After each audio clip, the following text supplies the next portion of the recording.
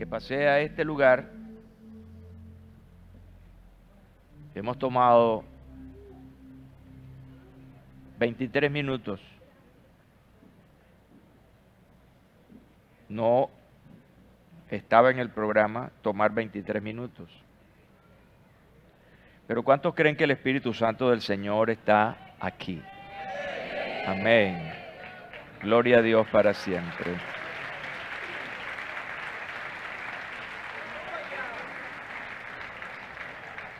Mira la palabra del Señor sobre mí este día. La iglesia del Señor en Venezuela necesita, diga, necesita. Y la palabra fuerte es revolcón. Muchas cosas pasan en nuestra familia, en nuestra comunidad, por la ausencia de sensibilidad espiritual de la iglesia.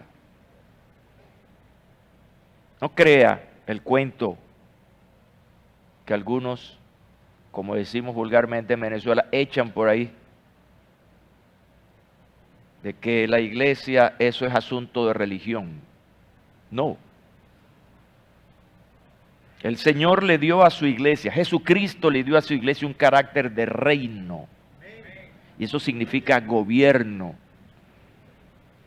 Y cuando la iglesia no está gobernando bien, escucha bien lo que estoy diciendo esta mañana, cuando la iglesia no está gobernando bien, entonces hay caos.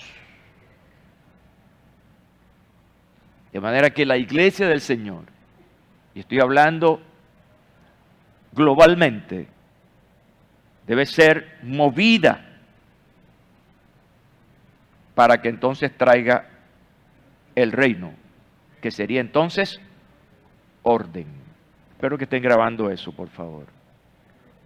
Que traiga orden. ¿Hay caos en tu familia? Revisa. ¿Hay caos en tu vida personal? Revisa.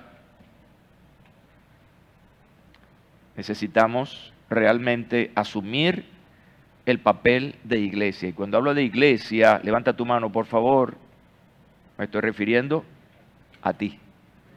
Es la iglesia. Tú eres iglesia del Señor y hay una iglesia corporativa cuando todos nos reunimos. Es bonito decir que Dios tenga misericordia. ¿Sabes? Cuando uno dice que Dios tenga misericordia, ¿qué estamos diciendo? Bueno, es un asunto de Dios. Si Él lo hace, amén. Y si no, estamos igual. No, que Dios tenga misericordia y que nosotros seamos lo suficientemente sensibles para entender las oportunidades que Dios nos está dando para generar los cambios en nuestra vida, en nuestra familia y en nuestro país, según sea la necesidad. Eso es una cuestión que es vinculante. Escúchame, que Dios tenga misericordia de Dios es vinculante ¿con qué? Conmigo y mi actitud. Hoy vamos con nuestra segunda conferencia de esta serie que tiene que ver con las bienaventuranzas. Hoy vamos a hablar acerca de un código. Códigos que paulatinamente, en la medida en que vamos disertando esta serie, se van a ir develando. Vamos a ir descubriéndolo. Y esto va a ser interesante para ti y para mí. De manera que agradecer al Espíritu Santo que nos iluminación acerca de la verdad para entenderla con la finalidad de obedecerla. 3 palabras claves que les he dado en este principio. Diga la primera, por favor.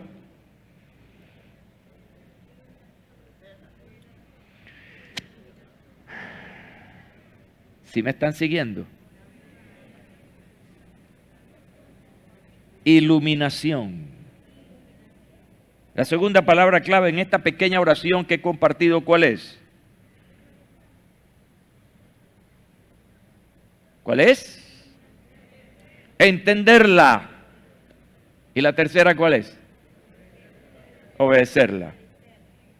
Así que cuando hablamos de iluminación es la claridad del entendimiento que recibimos de arriba con la finalidad de entender el lenguaje, los códigos de Dios. Y cuando eso es entendido, entonces debe haber una decisión y esa decisión es obedecerla. De manera pues que, como dije, esta es la segunda conferencia de esta nueva serie que he titulado Bienaventuranzas, Códigos para la Vida. ¿Quiénes vinieron el domingo pasado, por favor? ¿Quiénes vinieron? Oye, se quedaron los que vinieron el domingo pasado. ¿Cuántos no vinieron el domingo pasado? Levanten la mano. ¿Qué es eso? Hay aquí unos cuantos niní. Unos vinieron, otros no. Yo quiero hacer una colaboración con los que no vinieron. Y es que les voy a dar una rápida revista de la conferencia del domingo pasado, que precisamente es importante porque es la forma en que introduje la serie de manera general. Y anote por favor, el domingo pasado, rápidamente, les hablé de lo que es un código en el sentido básico de la comunicación. No es otra cosa que la transmisión de un emisor, alguien que dice la palabra, el cual envía un mensaje a otra persona que es el receptor. Y el fin de todo esto es lograr descifrar o entender lo que la otra persona, en este caso, me está diciendo. Aplicado a nuestra conferencia, escúchame, cada bienaventuranza es un código, es un mensaje, el cual con la ayuda del Espíritu Santo y de la palabra de Dios te voy a ayudar a descifrar. Hablé acerca del contexto de Mateo y Lucas, que son los dos evangelistas que hablan acerca de las bienaventuranzas, y concluimos que, siendo que Lucas se aferró más al orden cronológico, los exégetas o los grandes estudiosos que dominan los idiomas bíblicos, entonces le dan más crédito a su versión de que primero ordenó Jesús a sus discípulos y luego dictó las bienaventuranzas. Y eso es bien interesante porque es un proceso de elección y luego de capacitación. Dios no va a enviar a nadie si no lo capacita. Y eso se da aquí en esta maravillosa enseñanza. Algunos títulos que algunos autores le dan a estas enseñanzas de Jesús, les mencioné 3 de muchísimas que hay. El compendio de la doctrina de Cristo, dicen algunos. Otros le llaman la Carta Magna del Reino o la Constitución del Reino. Y finalmente, el manifiesto del Rey, desde el punto de vista de la autoridad y gobierno con que se expresan estas bienaventuranzas. Número 4, me referí a algunas respuestas que tienen que ver con lo que significa la palabra bienaventuranza. Por un lado, la palabra griega traducida como benditos o bienaventurados significa realmente bienestar espiritual y prosperidad. Es una palabra que se refiere al profundo gozo del alma. Y la segunda cosa es, ¿recuerdan a Macario? ¿Cuántos recuerdan a Macario, los que vinieron? Mira qué bueno, siempre hay una palabra que nos choca. Macario.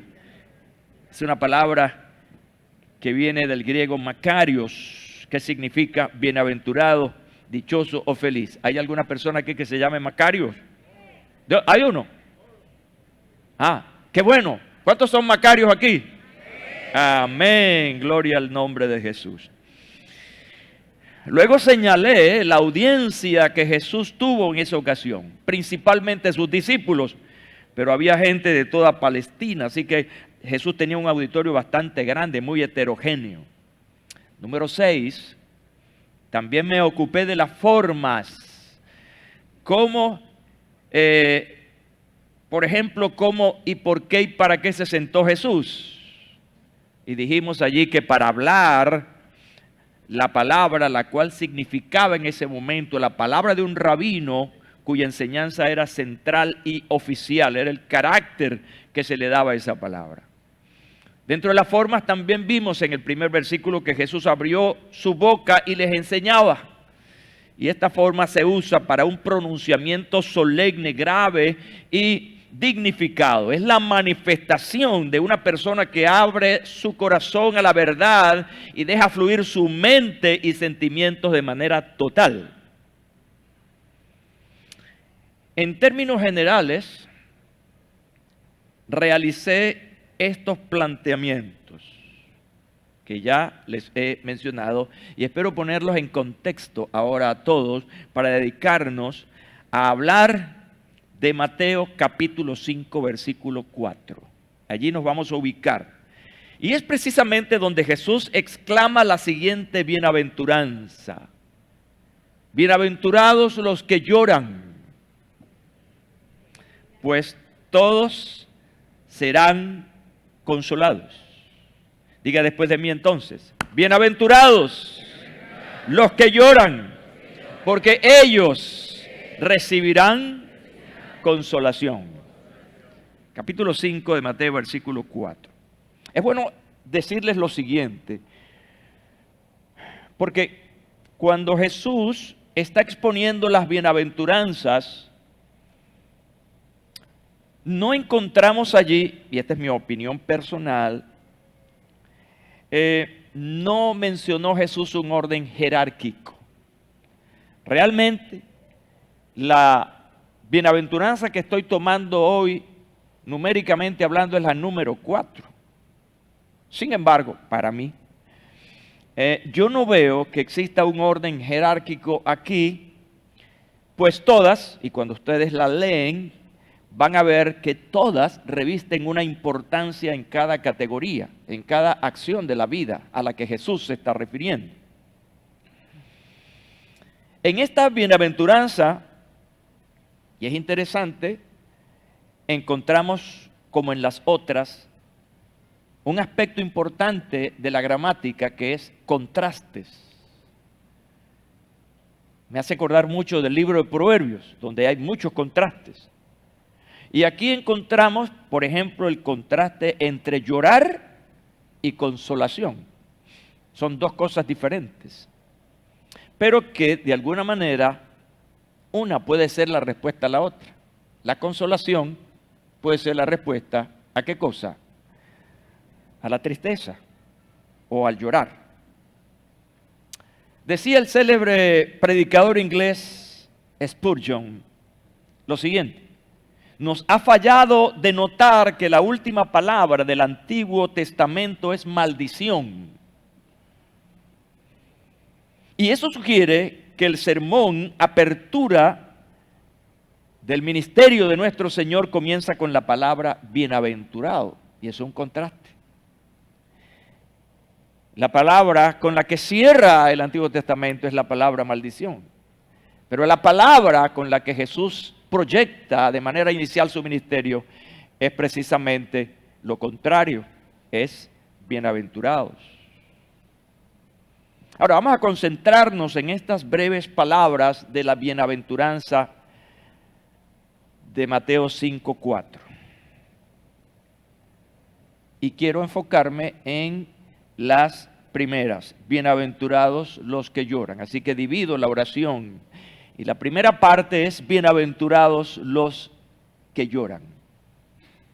Fíjense que después de la palabra bienaventurado, que es la más importante de esta declaración de Jesús, como en todas las declaraciones, la segunda en importancia es llorar. Así que hay dos palabras importantes aquí, y que son las que deben llamar nuestra atención para descubrir el código. Bienaventurado y lloran, un carácter personal. Ahora quiero citar al teólogo Barclay, William Barclay, para que nos ayude en esta parte importante de la palabra llorar, porque fíjense que esto es bien interesante.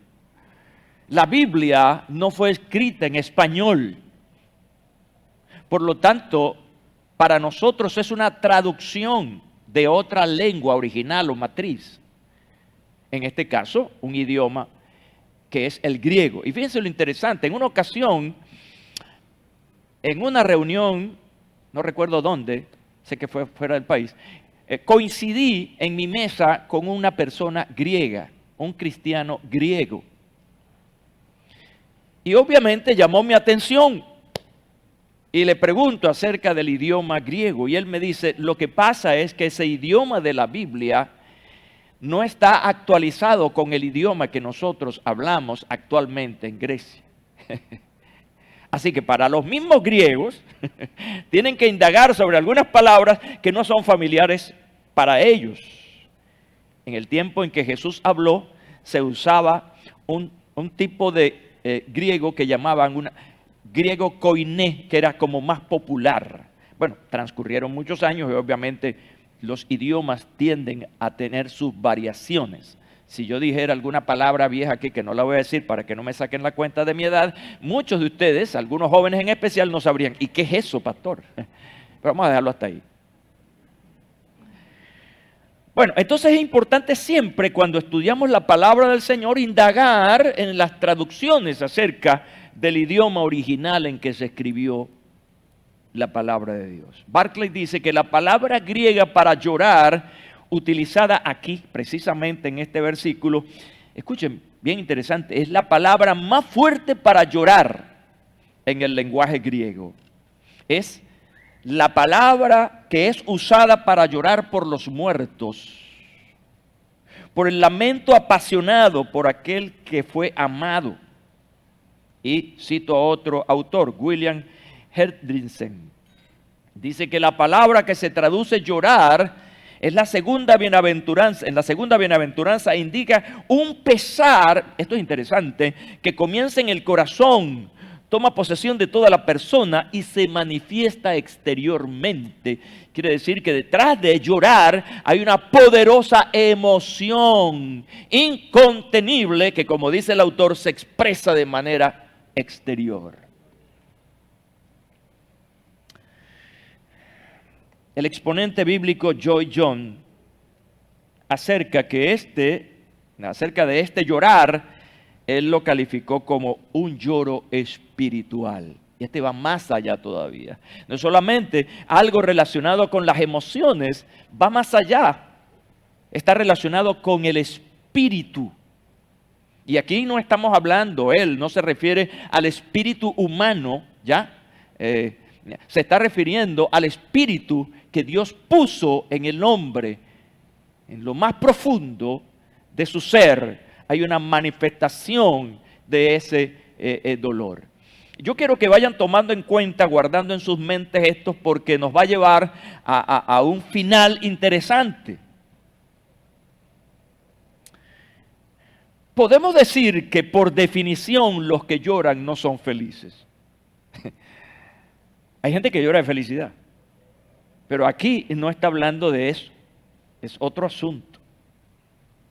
De manera que Jesús quiere que sus seguidores entiendan que quienes experimentan el duelo no están desesperados.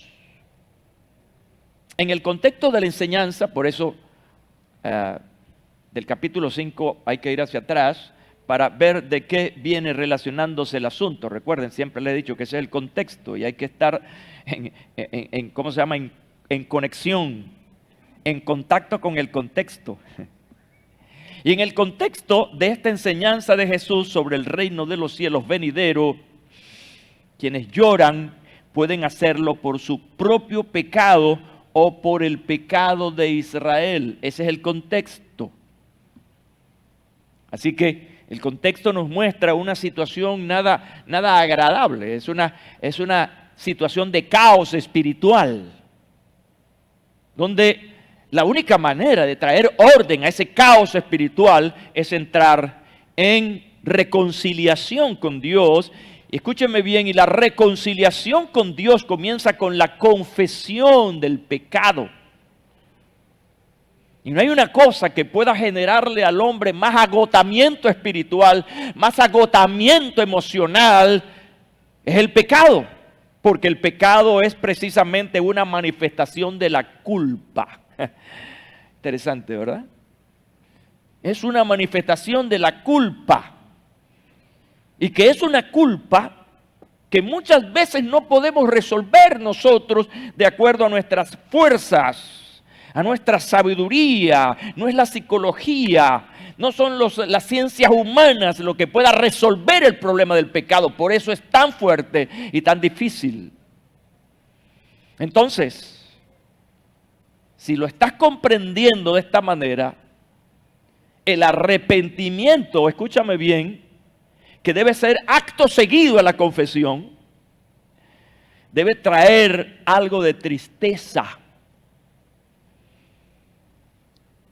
Ya que cuando lo hacemos, estamos reconociendo, experimentando y confesando nuestro pecado. No hay una cosa, escúchame bien, no hay una cosa más dolorosa que el arrepentimiento. De hecho, su definición teológica que yo le he dicho varias veces es sentir dolor en el corazón. Arrepentimiento es sentir dolor en el corazón de haber ofendido a Dios y proponerme no volver a hacerlo jamás. ¿A cuánto les cuesta cuando han ofendido a una persona buscarlo para disculparse? ¿A cuánto nos cuesta eso? Y lo pensamos y lo volvemos a pensar. Sentimos vergüenza, temor, miedo, en fin, cualquier cosa. Pero eso es el arrepentimiento. Ya lo sentiste. Ya tienes la carga. Ahora, ¿cómo haces que eso fluya? Que eso salga de ti. Es la confesión. Y es el pedir a Dios o a la persona perdón. No voy a pedir que levanten la mano ni digan amén. Pero ¿a cuántos les cuesta perdonar? No lo digan porque ya eso está en el ambiente. Es una cuestión de la naturaleza humana. Somos fáciles para ofender, para decir palabras. Pero somos dificilísimos para admitir que hemos hecho daño a alguien. Ese es el poder del arrepentimiento. A veces las personas que cometen un grave delito y van a la cárcel, no es tan doloroso el estar enjaulados. Lo más doloroso es la propia jaula mental en la que están presos. Oiga, escriban eso, sonó bien, sonó filosófico.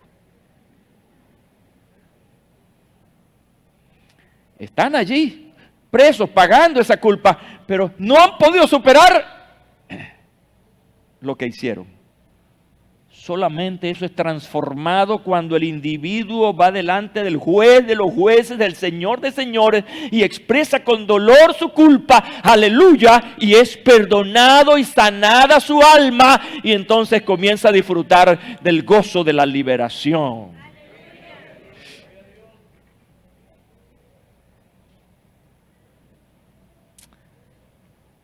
Entonces, bienaventurados, en este orden de ideas,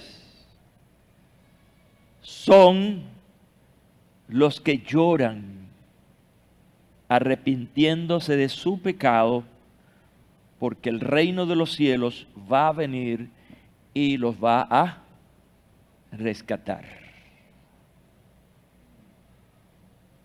Nos enseña el apóstol Pablo sobre este asunto cuando expresó lo siguiente. 2 Corintios capítulo 7, versículo 10. Voy a leer quizás una versión o traducción diferente a la tuya, pero tiene un mismo sentido, más entendible a veces. Dios a veces, dice Pablo, permite que nos vengan tristezas para impulsarnos a apartarnos del pecado y tener la salvación. Jamás debemos quejarnos de estas tristezas, pero las tristezas del mundo solo producen muerte. Mira cómo está planteando Pablo. Estas tristezas a veces Dios las permite por un lado.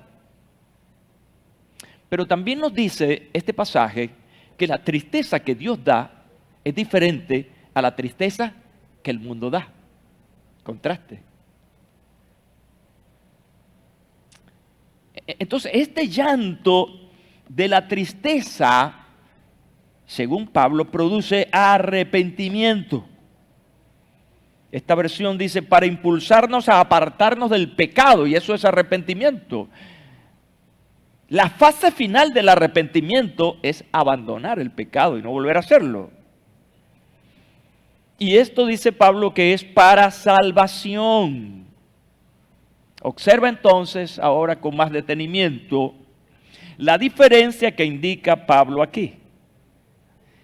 La tristeza que Dios permite es para impulsarnos a apartarnos del pecado y tener la salvación.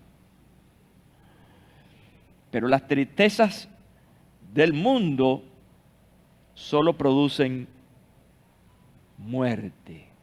Y ahí está el código. Bienaventurados los que lloran, porque ellos serán consolados. Esa es la versión oficial de la deidad, la versión del cielo. Parece contraproducente, pero las tristezas que el mundo da son diferentes porque te van a llevar ¿a qué? A muerte, a más dolor, a más sufrimiento.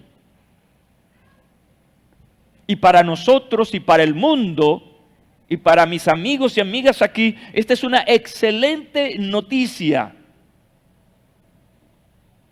El libro de Proverbios dice acerca de la actitud de afrontar el pecado de esta manera. 28:13 de Proverbios, nueva traducción viviente. Es un versículo que yo aprendí muy temprano en mi vida cristiana. Los que encubren, ocultan sus pecados no prosperarán. Eso es lo que el mundo hace. La gente del mundo llora, pero no dice nada. No lo confiesa. Lo tiene escondido y sigue la vida. Pero las consecuencias, los resultados no son para nada beneficiosos. No va a prosperar, va a vivir en una ruina constante. Y cuando hablo de ruina, por favor, no estén pensando económicamente, en una ruina moral, en una ruina emocional. Porque cada vez que se acuerda de aquello, viene la lanza para traspasarlo, el dolor. Y vuelve a llorar. Y llora y llora. Y concluye el salmista, perdón, el proverbista. Pero si los confiesa, escucha bien las condiciones, si los confiesa y los abandona, recibirá misericordia. Contrastes, ¿verdad? Interesante. Bueno, este es un asunto estrictamente personal. Bienaventurados los que lloran, porque ellos serán consolados. Ahora, hay causas justas. Escúchame bien, mira la connotación que quiero darle a esto también. Hay causas justas.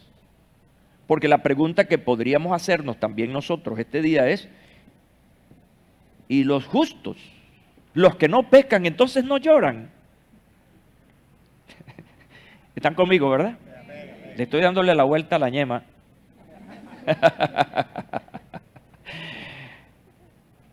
Le estoy dando la vuelta a la cosa, a la tortilla, para hacerte más elegantes. Entonces el que no peca, entonces no llora. Claro que llora. ¿Cuántos no lloramos? Hay causas justas por las cuales lloramos. Y una causa justa, ¿verdad?, es la pérdida de un ser querido. Recuerden que en el original griego, esa expresión llorar que vemos allí está relacionada con un luto, pero un luto que realmente se siente. Es profundo. Atrapa tu alma, atrapa tu corazón.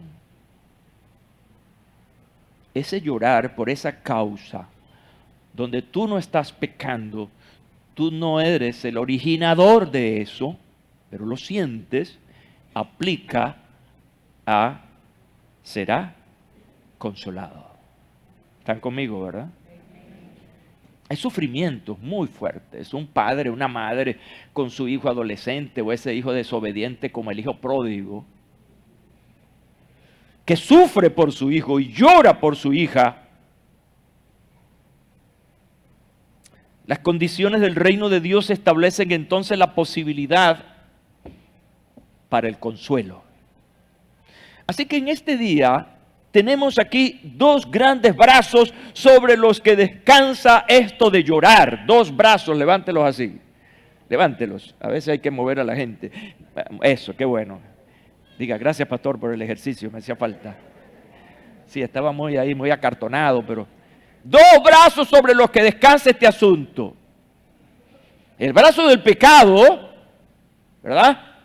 Que genera dolor y lágrimas por la comisión del mal. Y cuando hay arrepentimiento, entonces hay consolación. El otro brazo es el brazo de las causas justas, así lo llamo yo. Diga, causas justas. O sea, donde tú no tienes culpabilidad, donde es una circunstancia que te vino como la pérdida de un ser querido. Y eso va a doler a lo más profundo de tu alma y vas a llorar. Pero el reino de Dios establece para ti y para todos los que lloran bajo esa condición la posibilidad, bendito sea el Señor, de consolación. De hecho, Jesús dijo, yo no los voy a dejar solos. Ustedes están conmigo, están guapos y apoyados. Yo los consuelo, los enseño, los animo. Pero yo tengo que irme, pero no los voy a dejar solos. Voy a enviar a otro consolador, el Espíritu Santo. En tus causas justas no estás solo ni sola. En tus causas justas el Señor envió a un consolador, el Espíritu Santo, el cual va a secar tus lágrimas y te va a llenar de paz, de consuelo y sobre todo de una cosa maravillosa que se llama esperanza.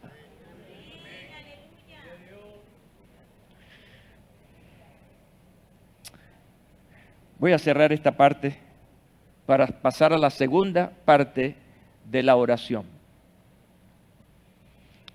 Y esa parte a la que quiero pasar,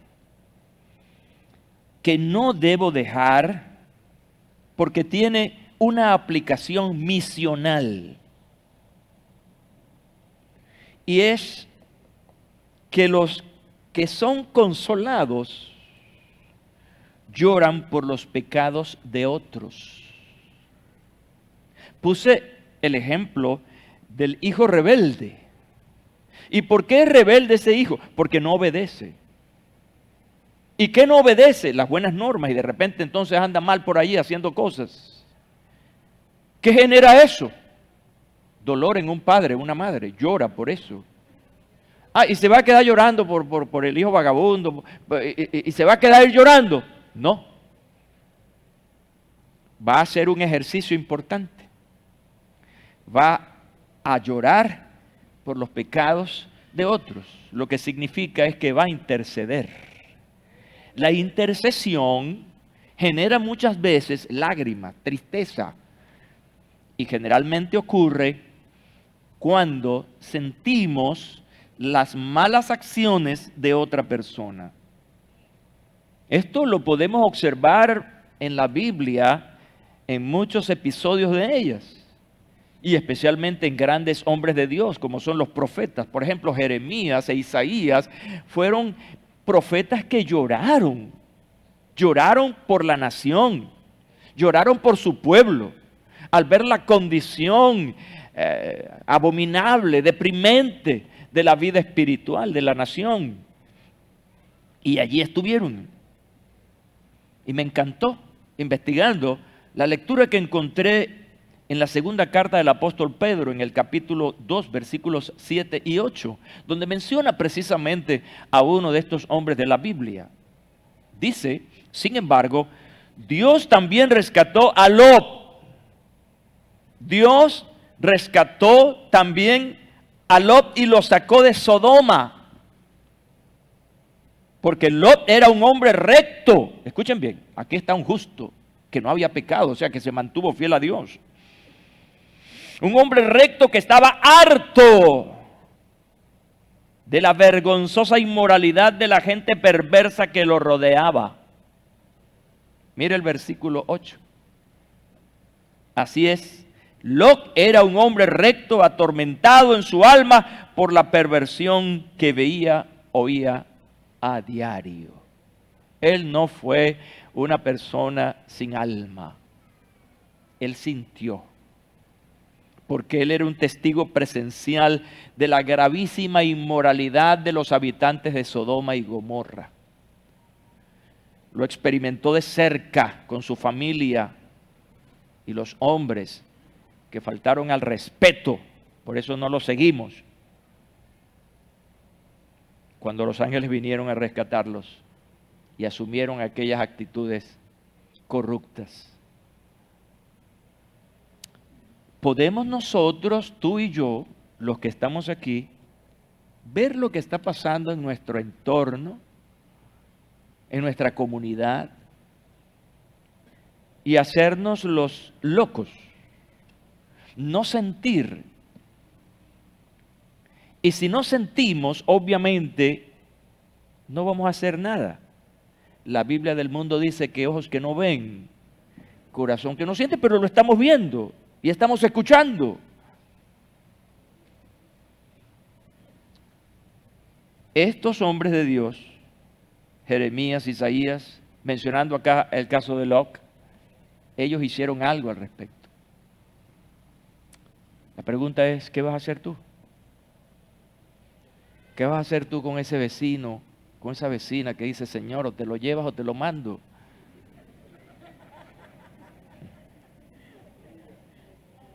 ¿Qué vas a hacer con esa quejadera de esa persona o de la condición en la que vives? Se requiere una altísima sensibilidad.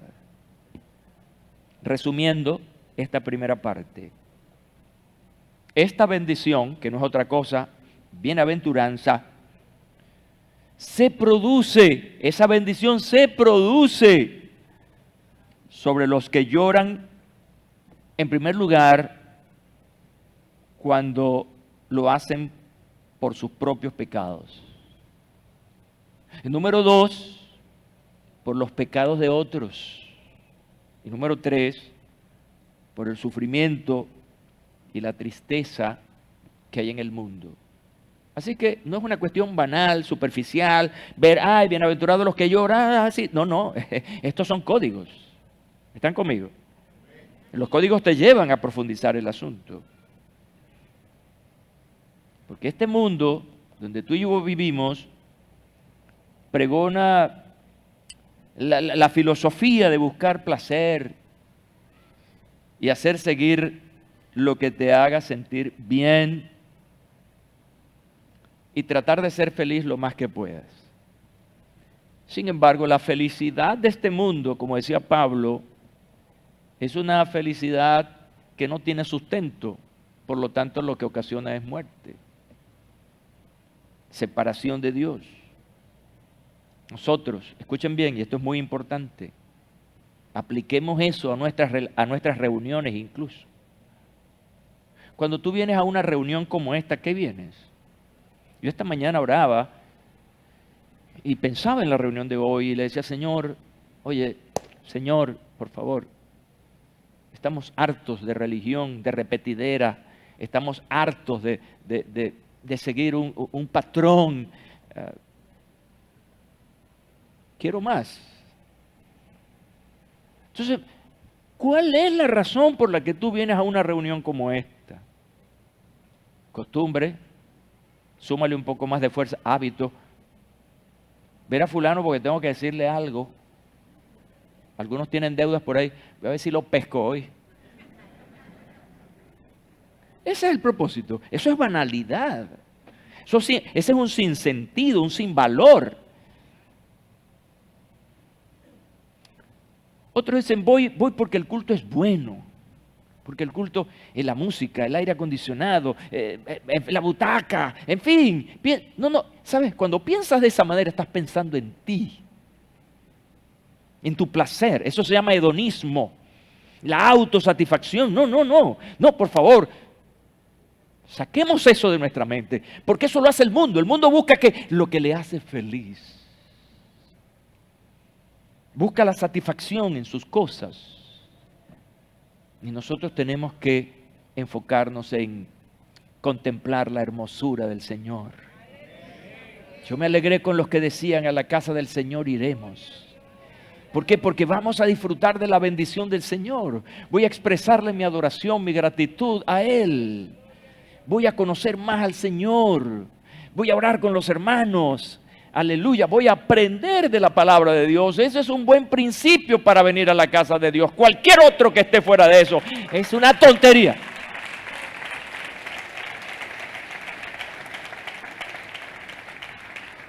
Y quizá algunos líderes, como nosotros, como pastores, buscamos eso inconscientemente.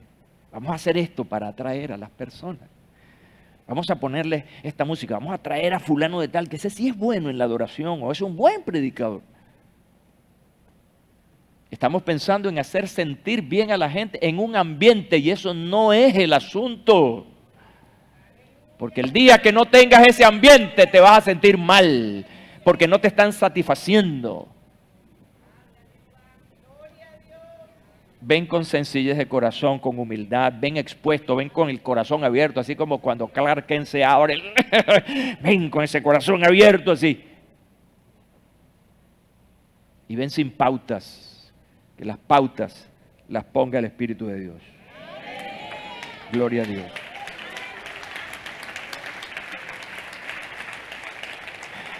Les decía al comienzo que dos palabras son importantes en esta declaración de bienaventuranza. La palabra, ¿cómo es la primera palabra? Bienaventurado.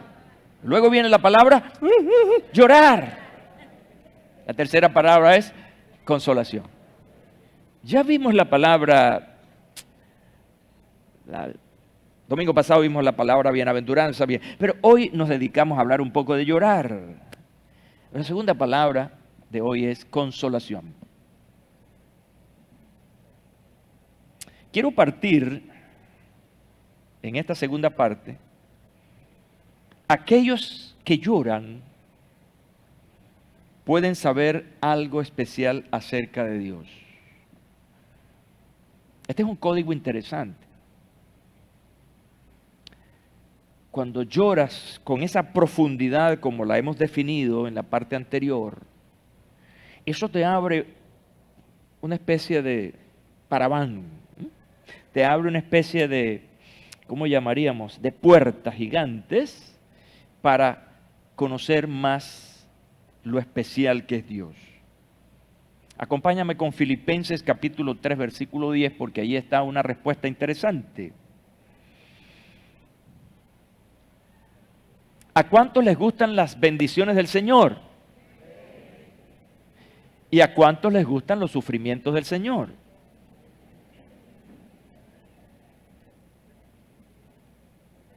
Pablo dice, sean imitadores de mí, así como yo de Cristo. Ahora, cuando tú ves la vida de Pablo, del apóstol Pablo, realmente fue un imitador de Jesucristo porque lo imitó hasta los sufrimientos. Es bueno ser cristiano. Por ahí estaba leyendo a Juan Luis Guerra, y lo mandé por ahí, donde él hablaba de ser cristiano no es fácil, decía Juan Luis Guerra. ¿Quién dijo que ser cristiano es fácil?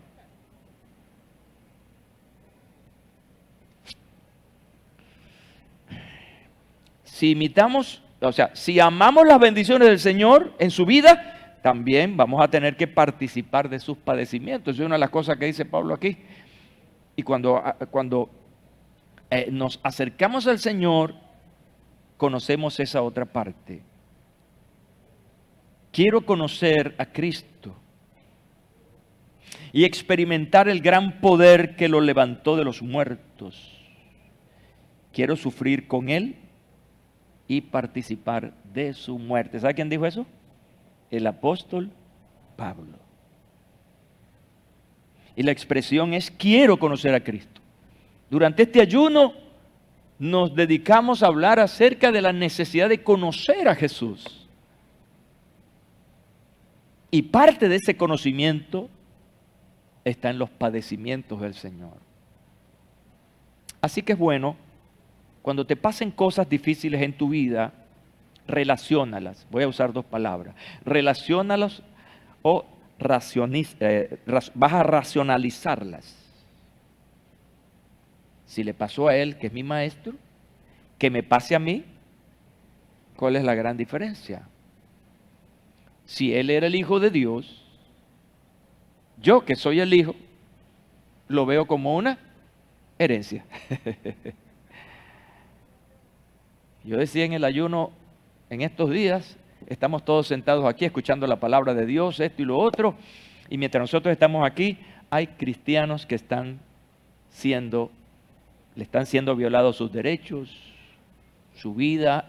Aquí, estamos hablando nosotros aquí, y en Irak, por ejemplo, en Irán, hay cualquier cantidad de presos que están esperando la horca. Y en algunos países africanos que están siendo controlados por los musulmanes, nuestros hermanos de la fe están muertos, están muriendo de manera trágica, consumidos por el fuego. Hay imágenes terribles. Esto no es película, es la verdad. Ahora, quiero decirte algo que Dios me dio hablando en el ayuno ese día, porque realmente no lo había relacionado, pero el Espíritu Santo me trajo esa palabra. Es importante que yo la comparta con ustedes. Uno de nuestros versículos clave, incluso el segundo nivel de discipulado, es: porque el Hijo del Hombre no vino para ser servido, sino para servir. ¿Y qué dice la otra parte? Hasta ahí está bueno. ¿Y qué dice la otra parte? Servir. Escúchame bien lo que Dios me dio esa mañana. Servir tiene riesgos. Ahora, hay riesgo de riesgos. Pero ¿sabes cuál fue el riesgo del servicio del Señor? Su propia vida. La pregunta que hacía ese día y lo hago ahora: ¿cuáles son tus riesgos? ¿Qué estás arriesgando tú por Jesucristo? ¿Estamos dispuestos a arriesgar nuestro pellejo, como decimos en este país? ¿Estamos dispuestos a arriesgar relaciones? ¿Estamos dispuestos a arriesgar tentaciones? A decir no a aquello que pueda afectar mi relación con Jesucristo, que es la mejor relación. No hay otra mejor relación que la relación con el Hijo de Dios, el Salvador.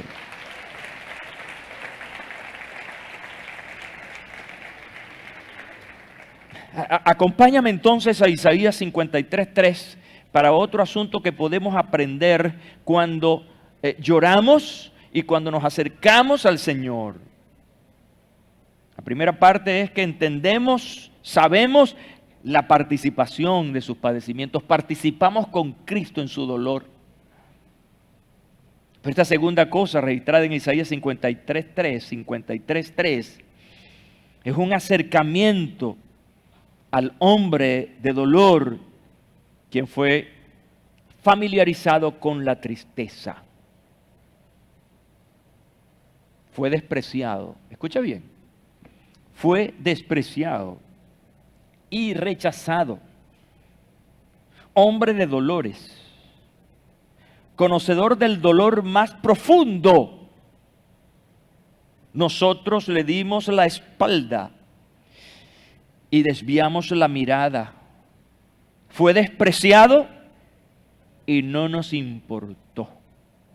Qué declaración más terrible, que nos lleva a un acercamiento con el hombre, lo he denominado así, el hombre del dolor. el que fue familiarizado con la tristeza. Porque si no lo sabías, Jesús lloró, se sintió triste. En momentos duros sufrió el dolor. En la cruz. ¿Estamos nosotros quejándonos por lo que nos está pasando? ¿Acaso no estamos cercanos a este hombre del dolor? ¿No somos nosotros entonces los imitadores que Dios quiere que nosotros seamos de su Hijo? ¿Por qué nos quejamos tanto? Si lo que estamos sufriendo o viviendo es nada comparativo, bendito sea el nombre del Señor, con lo que Él sufrió. Por eso tenemos que aprender que en medio de la circunstancia más difícil, aprendamos a decir gracias, Señor. La Biblia nos enseña que debemos dar gracias a Dios por todo, pero también nos enseña en todo. Avivemos la realidad de la gratitud al Señor, porque lo que tenemos es regalías. Busquen primeramente el reino de Dios y su justicia, y las demás cosas serán añadidas. Bendito sea Dios. Vivimos bien. ¿Quién dijo? El Señor está con nosotros. Y si Dios está con nosotros, si Dios está contigo, ¿quién contra ti? Entonces aprendamos a no quejarnos. Toca al que está a tu lado. Deja la quejadera, mi hermano. Vuélvalo a tocar y le dice: ¿hasta cuándo, hermano? Oh, bendito el nombre del Señor.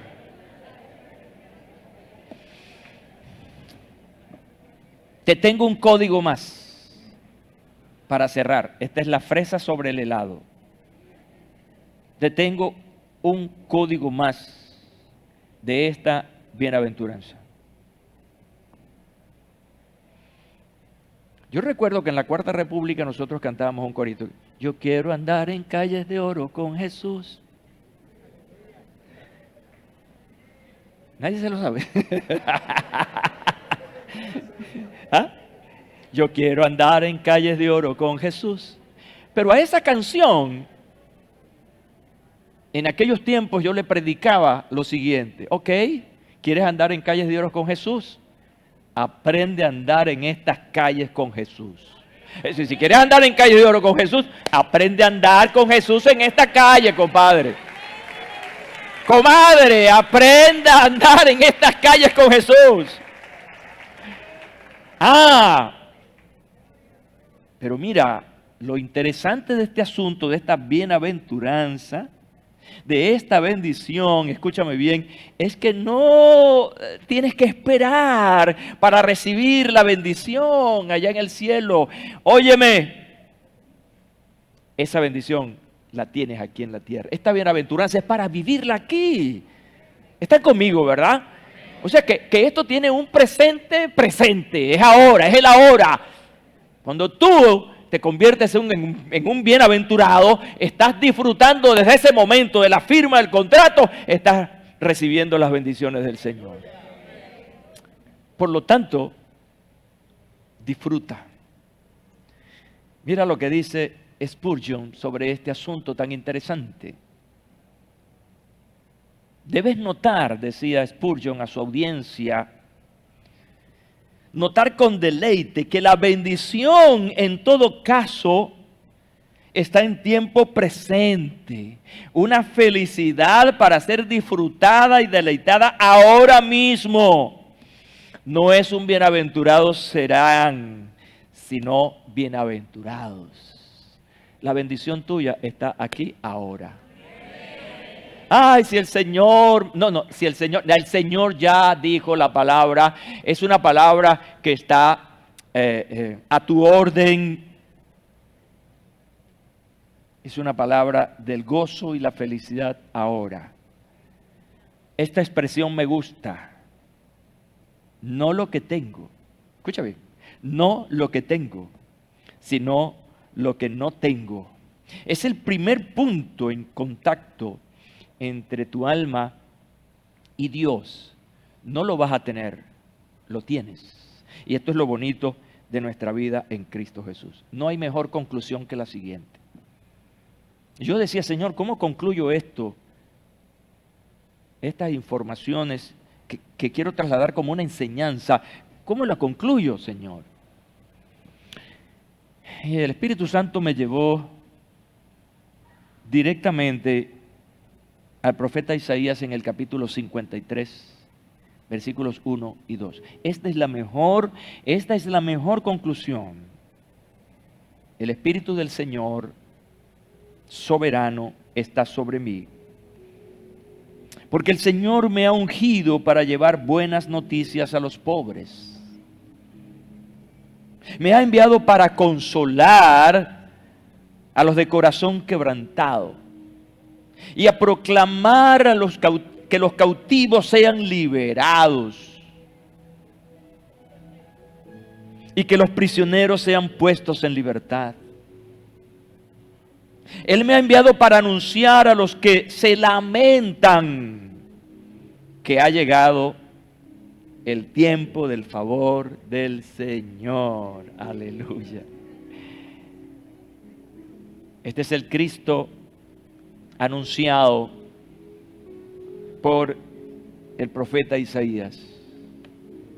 Y ese Señor, escucha bien, que trae buenas noticias, está subrayado aquí en mis notas, que consuela, que está pendiente del corazón quebrantado, que está pendiente de los cautivos para que sean liberados, que está pendiente de los prisioneros, que busca anunciar a los que se lamentan que viene un tiempo de liberación. Esta mañana es un tiempo de códigos abiertos para disfrutar de las bendiciones del Señor. Alguien este día, a esta reunión, vino triste. Bueno, y si viniste triste, de eso se trata la palabra que hemos hablado. Y acabamos de leer que el Señor trae libertad, trae consuelo.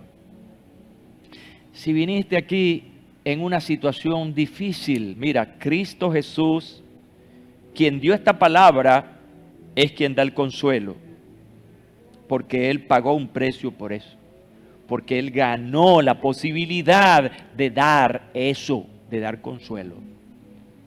Yo quiero invitar a alguien este día que ha venido en esa condición. Cristo es la respuesta, mi amigo, mi amiga, para traer paz, liberación, consuelo. Si hay en este día una persona que nos visita por primera vez o ha venido en otras oportunidades y todavía se mantiene ahí cerradito, darle la oportunidad al Señor. Hoy es el día de liberación. Dice el Señor, vengan a mí todos los que están trabajados y cargados, que yo los haré descansar. Qué linda palabra, descanso. El descanso viene cuando logras poner aparte aquello que te mantenía en esa condición. ¿Hay alguien más?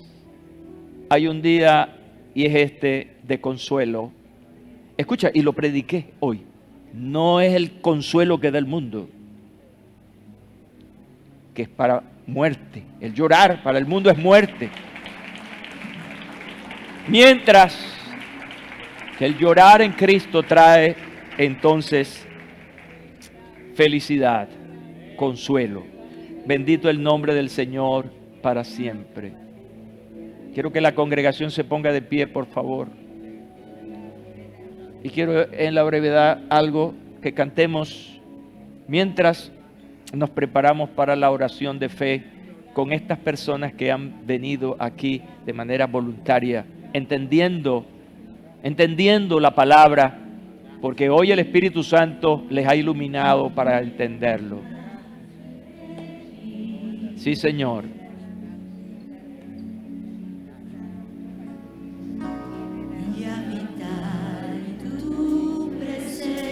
Así es, Señor.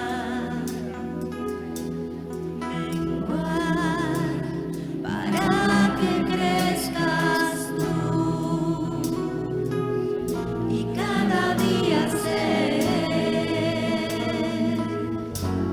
más como tú. Así es, Señor.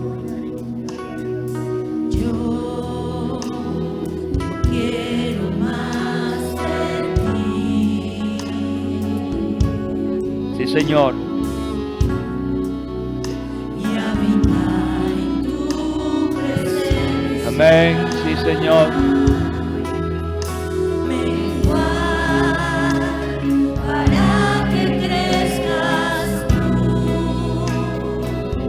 y cada día ser más como tú. Quebranta, Señor, nuestro corazón. Quebranta mi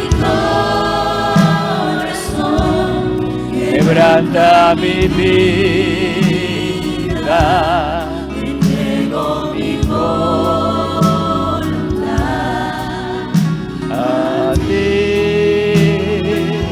Todo lo que soy. todo lo que soy, Señor, todo cuanto tengo es tuyo.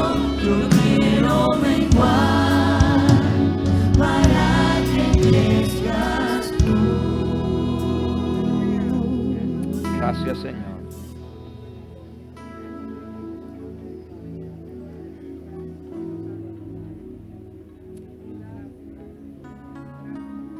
Gloria a Dios.